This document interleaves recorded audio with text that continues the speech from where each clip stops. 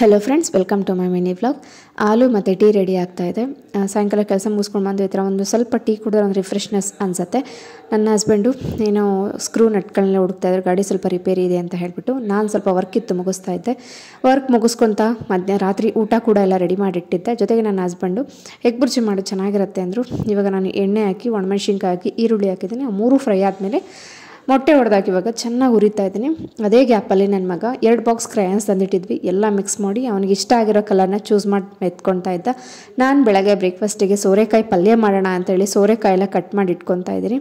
ಇದು ರಾತ್ರಿಯ ಊಟ ಆಗಿತ್ತು. ಉಪ್ಸಾರು, ಎಗ್ ಬುರ್ಜಿ, ಸೊಪ್ಪು. ಅಲ್ಲಿ ನಾನು ಸ್ನಾನ ಮಾಡ್ಕೊಂಡು ಬರೋಣ ಅಂತ ಹೋಗಿದ್ದೆ. ನನ್ನ ಮಗ ಸ್ಟಿಕ್ಕಿ ನೋಟೆಲ್ಲ ಕಿತ್ತು ಗೋಡೆಗೆ ಪೇಸ್ಟ್ ಮಾಡಿಬಿಟ್ಟಿದ್ದ.